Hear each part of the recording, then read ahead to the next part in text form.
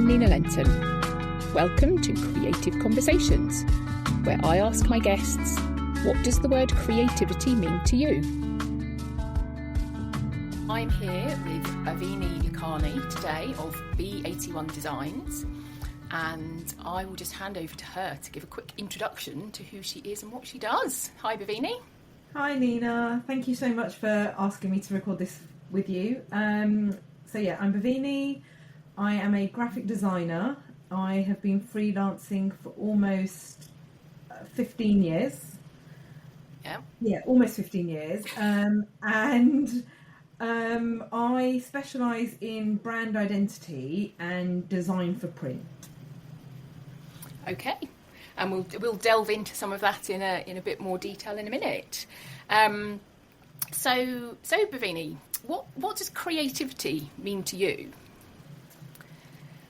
I think it depends on the situation and whether it's something that's for me or whether it's a client project. And I don't think there is a one-stop answer that fits every scenario. So, if I'm working with clients, for example, it's not necessarily just about making something look beautiful. It's about like the form and the function and problem solving and, creating something for a client that not only looks really good, but actually works well. So, for example, if it's a brochure, it invites people to, pick the brochure up, but actually when they open it, it's legible.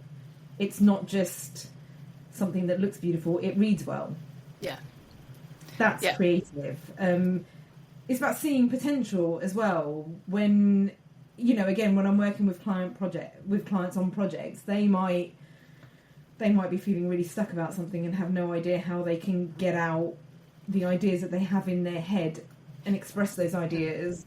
Whereas quite a lot of the time when I have conversations with clients, in my head I'm immediately seeing potential solutions for things that they're not seeing solutions for.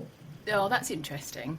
So, yeah. I mean, do you find that you tend to work with clients who have a similar kind of mind in terms of, are they all clients you have who just shove a load of ideas at you and you sort of figure out what to do from a design perspective, or are they ones that you have to tease stuff out of and figure it out? I'm really happy that they're a mix of both. There are some clients that I will work with, and they will, on our first call that they'll have no idea what solution they're looking for when it comes to, for example, their branding. Mm. But through lots of different conversations and through branding questionnaires and mood boards, I can figure out which direction I think is going to work really well, and then we work together to get to a brand identity that they love. Yeah. Other clients do come to me and say, I've got this really great idea, this is going to work, I just can't execute it. So I come in and do that sort of practical work with them and make the idea come to life. And so, yeah, with your graphic design skills, being able to lay it out nicely. Yeah, and I love being able to do both. Well, that's nice to have a mixture of different kinds of people that you work with. Absolutely. So have you always been creative? I think I have. From a really young age, I've loved using colour to express myself. Right. You've heard my rabbit story. When I was at nursery, we got given statues of Peter Rabbit, and they were white, and we could paint them in any colour that we wanted. So I did, and my rabbit looked like this amazing rainbow. And when I got the rabbit home, I was so proud of myself, and my mum didn't react in the way that I thought she would. And a few days later, Peter Rabbit had been painted white. Like, he was just completely white, and he had black outlines for his eyes. And, as a sort of 3-year-old, 4-year-old, it's pretty sad, isn't it? And he stayed in this cabinet. He was white, and over the years, like the white paint started chipping away, and you could see little flecks of oranges and blues and greens and stuff come through over the years. And I always remember that as being my first sort of experimentation, I guess, with sort of colours. And I remember being at primary school and always wanting to do like the colouring in clubs and the drawing clubs and stuff like that. So it's always been with me from a very young age. It's interesting. I'm interested in how people kind of lose that creativity, because I think we all start in the same place and go to nursery and school and do all of that drawing and writing and all of the things that people might think of as creative. But then somewhere along the line, we just don't anymore. I completely agree with you on that. And I think a lot of it comes from, and this is just my personal opinion, I know, like when I did GCSE art and A-level art, you're taught stuff, but you're expected to do stuff in a certain way in order to get through your coursework and pass your exams. Right? The same thing happened when I was at college doing a foundation art course. Okay. You get to explore certain things, but there are still parameters, right? There are still, well, if you want to pass, you've got to do things in a certain way because your tutor's influenced you or your tutor's saying this. Again, same thing happened at uni. Tutors guiding you, and sometimes when you're young you follow the guidance of your tutors, and I think that can really kind of stop you being as creative as you want to be. And like you said, you lose that part of you, don't you? And I think that's what happened to me. The older I got, the more I sort of stayed within these, like, well, if my teacher is saying I've got to do this, then I've got to do this because I want to pass art and I want to get on to do A-levels and I want to get on to college and I want to pass my degree. And you kind of just end up following things that other people tell you to do. Yeah, which is a shame, because then it loses that experimentation and that individuality. It does. It really does. I can see it happening, like when my kids are at primary and secondary as well, when they do art lessons. So I think I notice it even more now. Okay, so you did creative qualifications, and then you ended up in graphic design, or you found your way back to? Yeah, so I did a visual comms degree at university. And actually, I didn't do very well in my degree. I came out with a third because I had followed every single thing my tutor had said to me. In order to get the grade you want, this is what you need to do. Yeah. And sadly, I came out with a third. And 6 months after graduating, I actually got offered a job as a junior designer. I'd applied for it at a local agency. Got the job, and in the 3 and a bit years that I was there, I learnt so much more about graphic design than I did at university, and it really did ignite my love for it again. You graduate from university, and when it's when you're young and you get this grade that you weren't expecting, it's quite devastating. I didn't think I would ever work in the design industry, and that's all I ever wanted to do. Yeah. So actually getting the job, but then learning about creating something that not only works well but looks good over those sort of 3.5 years. Yeah, I learned so much more there than I ever did at university. Well, I guess that's real world scenarios, isn't it? It's real clients with real problems or things that they want you to actually do. Yeah. And I loved it. Really, really loved it. So what's the difference? So in terms of working for yourself as a freelancer versus working in an agency, what's the difference in your in your process, in your, is it different because you don't have a team, for example? It is a little bit different, but a lot of the processes that I have in place are processes that I learned in my very first job. I learned how. So it was a very small boutique agency that I worked in. So the two MDs, one of them was a developer, one of them was a designer, and I worked closely with the designer. And actually, I learned a lot about, how she would go out to client meetings, how she would set up projects within the systems that they used at work, and how they would take briefs, or how they would present things to clients, and their processes of working. And I still use a lot of those now. I mean, obviously that was, I think it was back in like 2005 that I started working, so it was a very long time ago, and over the years I've refined it in a way that works for me. Yeah. And it's one of those things that it's never set in stone. Every project ends up teaching you a little bit about your processes and about yourself and about how you could do things slightly differently next time. Yeah. And how about the creative process itself? So when someone gives you something that's maybe a bit trickier than normal or unexpected, what do you need to do or what kind of process do you have? That's such a good question. I can't start on my Mac.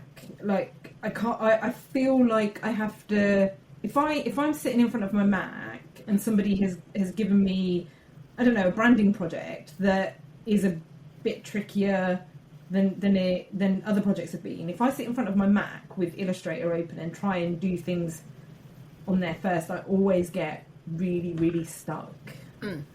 So I find that actually, like, brain dumping everything onto paper with pen or pencil is the best way for me to start. And that's not necessarily like beautiful sketches and drawings from the off. It's just about just getting everything out of my head that could potentially work. And then I will move on to sketching ideas related to sort of everything I've dumped. And it's only when I'm really happy about ideas, it doesn't matter whether it's 3 ideas or 5 or 10, it's only when I'm really happy that I've got some solid stuff to work with will I then move on to working on my Mac. Yeah. And that's when I will start then looking at different fonts that might work, or different colours that will work together, or colours combined with fonts and how they'll work. It's a process that every time I try and skip that first bit, if there's a bit of a rush job on, or I'm thinking, I feel really great about this, I can just start on my Mac, I always end up going back to that first bit. I need to brain dump everything. Yeah. Well, that's really interesting, because I mean, in the course of doing these conversations and in conversations I have with other people, we talk about ideas and about how they form and capturing them and things like that. So it's quite interesting to see that there's a parallel in design ideas rather than ideas for, I don't know, ideas for books or workshops or things like that. And sometimes I might even find that actually I can't sit in front of my computer with paper and stuff. I need to actually get out and maybe sit outside somewhere, or I need to go for a walk. And if I'm going for a walk, then I'll make notes in my phone and then take them back to sort of pen and paper. But it's always that, like, just getting every single thing out of my head first. Yeah, so that you can make a start. Yeah. And what sort of things, you mentioned there, going out for a walk and writing notes on your phone. What kind of things actually inspire the things that you do come up with? I think inspiration can come from anywhere. It might be that I've, gone for a walk and seen a bit of graffiti on the side of the bridge. Or I've, sat on a bench at the lake, closed my eyes and listened to sounds of the birds and the water. I really wish I had this, like, definitive idea of where I get my inspiration from, but I don't think I have like a one answer for that, really. I think it's a really funny thing, isn't it? Mm. I mean, because I'm not a graphic designer, clearly, if you've seen anything I've ever ever done. But I take photos and I write and I draw silly doodles. Yeah. But thinking about the place I get inspiration from, it's similar. It's I'll go out for a walk, or I'll spot a little detail when I'm out in town, or and I might write a note about it or take a quick photo, or it'll be a magazine somewhere that you've picked up while you're out and you're reading it, and there might be a really nice layout of a page in there that could inspire something for a now project or a future project. Or it's one of those. I'm so glad that I have a lot of capacity on my phone, because I'm forever taking photos of things like that. This is just really interesting, because I suppose it's about how you then express what you've taken in, isn't it? Because all of those kinds of inspiration seem to be similar for everyone. Yeah, and anyone who maybe anyone who creates, because I guess not everyone does. Yeah. But it's how it then comes out the other end that, for me, I wouldn't naturally think to create some beautiful logo or font or whatever. Whereas you would. And sometimes I find that I'll be doing something, and all of a sudden I'll be like, oh yeah, that is where the inspiration came from. I went to this place a couple of weeks ago, and I've got this photo, and sometimes things will form ideas in my head without me even realising until later down the line. Yeah. Do you find that ideas sometimes take a while to evolve? So, like, you have something sparks a thought, but actually it's not quite there yet. Yes, and when that happens, if I sit here and force myself to develop that idea, it never works. I have to, if it's an idea that I've written down or I've half drawn out and I'm not sure how to finish it or how to take it that step further, I have to walk away from it. I have to do something completely different, to the point of, like, just switch the Mac off, leave it alone, change what is in my head, and come back to it when the time feels right. Sounds really wishy-washy, doesn't it? But no, it doesn't, because funnily enough, the first episode of this series of the Creative Conversations, I was talking to Kelly Druitt, who is a website developer, designer, and we were talking about the creative process, and she was almost saying a very, very similar thing, how creating a website, she might create something and then think it doesn't look right, so she goes away, and how many times she goes back to that thing before she's actually happy with it, and how you need that space in the creative process. You absolutely do. This is why when a lot of clients, or potential clients I should say, come to me and say, I need a logo and I need it in 3 days. No, I can't do that, sorry. Or, I need a 16-page brochure designing and you've got 5 days to turn it around. No, I can't do it, sorry. Because I wouldn't feel happy with not having that time to actually really let the ideas come to life in a way that I'm happy with and that I'm proud of. Yeah. It's funny, isn't it? It's I think the same about writing stuff as well. If I'm ever writing stuff, absolutely. I might have. In fact, there was something I came back to this morning that I wrote back in November. That now my brain's thinking, right, yes, now I know what I'm going to do with that. Yeah, it's funny how the brain works. Sometimes you just need to let the ideas percolate, don't you? Definitely, yeah, definitely. So that's your kind of process. So do you have any other kind of creative outlets other than graphic design, would you say? A few years ago, I bought a digital camera, and joined a photography group locally that was run by a local photographer, and I think this was in 2020. And I did like a 2 or 3 hour sort of beginner photography course with Jill, who runs this photography group, and I like taking that out for walks with me every now and then, because I find that actually I'm being creative, but I'm not designing, so I'm using my creativity in a different way, and again that will spark ideas for other things, and it's just it helps me just switch off, really. So I like photography, I like painting, I like drawing. I recently purchased a white rabbit, which I've bought some new acrylics and some paintbrushes. So it was going to be a summer project. I was going to paint him, but summer went by so quickly that I think this is going to be a sort of a last quarter of the year kind of project, and I'm just going to see what colours I feel like painting him.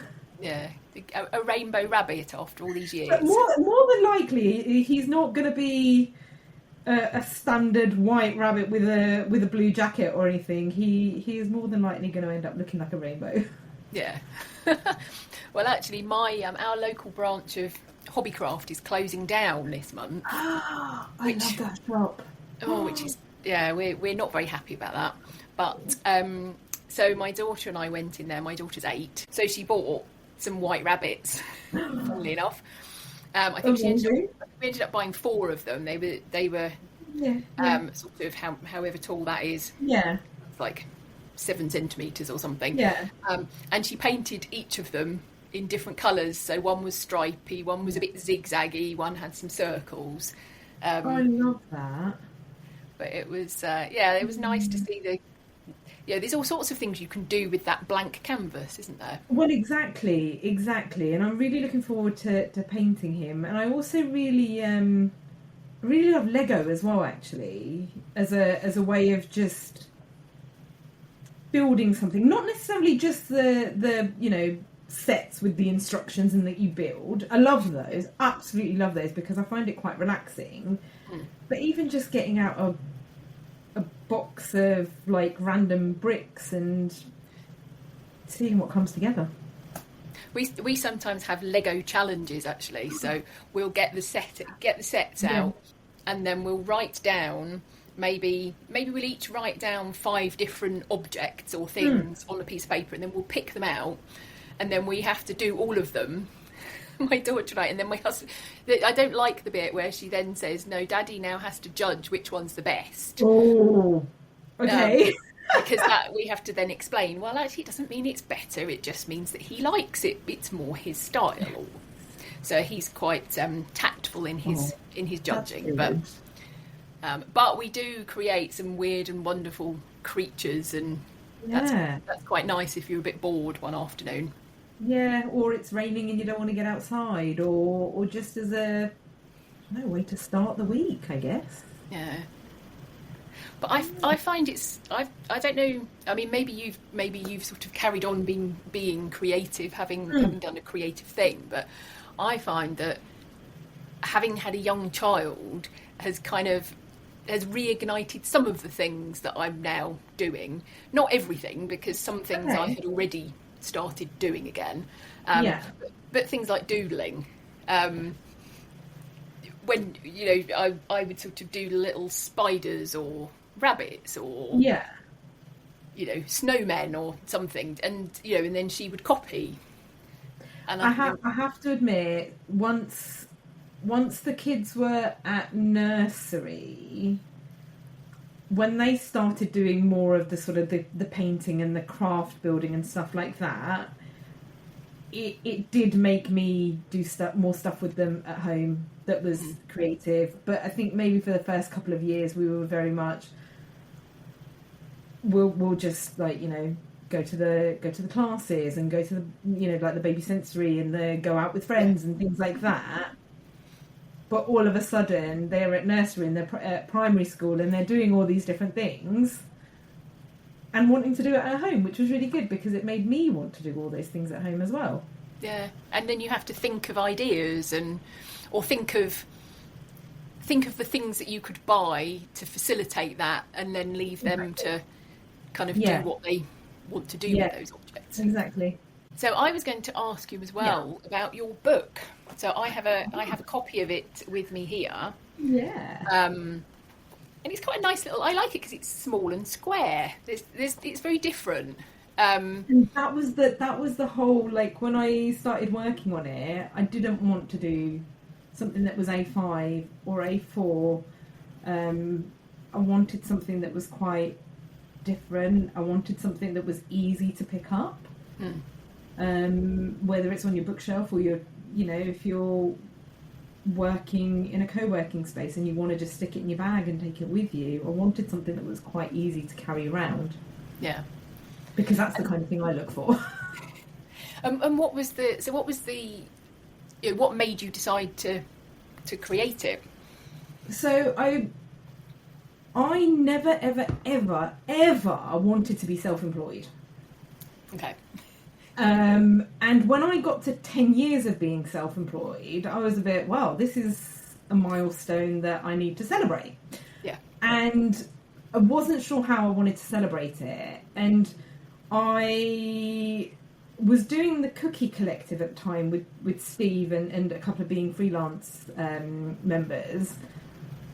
I just thought, maybe I could write a book. And it was just one of those ideas that just, I didn't know whether it would happen or not. Yeah.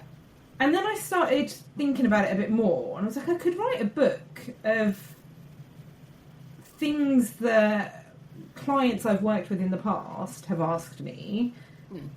Or things that clients that I work with now keep on asking me, and they a lot of the time they will say, I just want to put this quick graphic together, I don't need you to do that, but how can I make it look better, or how can I, there's something here that I've done on Canva or Adobe Express and it's not quite working, what is it?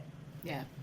So I just thought, why don't I put together like a book of just really easy to understand tips that isn't aimed at graphic designers, but aimed at people who are small business owners, or maybe they're just starting out running their own business, or maybe they're part of a wider marketing team and are being asked to create graphics as part of their job, but they need a little bit of help to make their images and their visuals look that little bit more polished and a little bit more professional.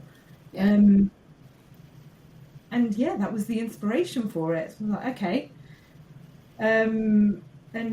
Put it together again in a way that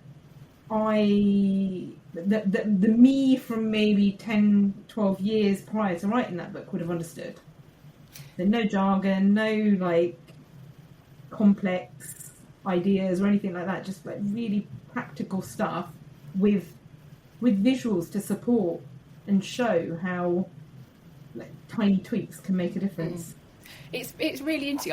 I really like all the examples when you've kind of got you've got things where too much text on a page, or they're using something over the top of a photo, or and it's quite I flick through it and every now and then and think, oh, yes, I really shouldn't. Yeah, I should take some inspiration from that and not do it that way. And that's the thing. What you've just said there, where you pick it up every now and then and flick through it. That was the idea, and another of the ideas behind it. That it's not a book that you've got to read from cover to cover and that's it. You're done. It's a book that you can pick up and go, oh, I remember there was this thing in that book about alignment. What was it again? Pick it up, go to the page. Oh yeah, that's it.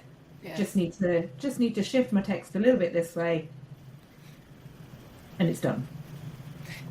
So do you, when you're out and about or reading magazines or whatever, do you often spot mistakes and fonts that aren't quite right and things like that? Yeah, I do quite a lot, to be honest. When we're at restaurants and you look at a menu and something's not quite right, and my husband is now so used to me doing it that he even picks things up, or I'll be driving the kids to school. And on the way back, I used this image in one of my slides at the Doing It for the Kids talk, actually. There was a van that I'd spotted, and it was a white van, and it had their contact details and things like that on it in a silver font. Yeah. And you couldn't there was no contrast and there was nothing there that would help the information stand out. So I don't, I will take photos of things like that, not as a way to sort of call it out on social media, but as a learning tool, something that I can show clients and say, actually, look at this and then look at this and spot the difference, see how much better it would be if we did something slightly differently. Yeah, just knowing the little things to look out for to make something better and help them meet their objective for what they're trying to do. Exactly. Is there anything else you'd like to add? Obviously, we've talked about a few different topics. Anything else you'd like to tell the listeners about creativity? I guess the one thing I would say is don't let people tell you that you're not creative or that creativity has to be a certain way. It doesn't. It can be anything you want it to be. Whether that is design or the clothes you wear or writing or music, or it can be anything. I don't think there is a one size fits all definition. I think that's a nice place to end it, because I totally agree. Everyone's creative. It's just different, just comes out in different ways. Exactly. So I will just say thank you, Bhavini, for joining me and talking about creativity. Thank you for having me. It's been you can find Wise Words on Amazon. Yes. Yep. It's on Amazon. And where else can we find you if we want to look at what you do? You can find me on Instagram and Facebook as B81 Designs. You can find my website, which is b81designs.com, and I'm also on LinkedIn as Bhavini Lakhani. Excellent. Thank you very much. Thanks, Nina. Thank you for listening to Creative Conversations. I'm Nina Lenton. I'd love to know your thoughts on today's topic. You can contact me via my website at ninalenton.co.uk.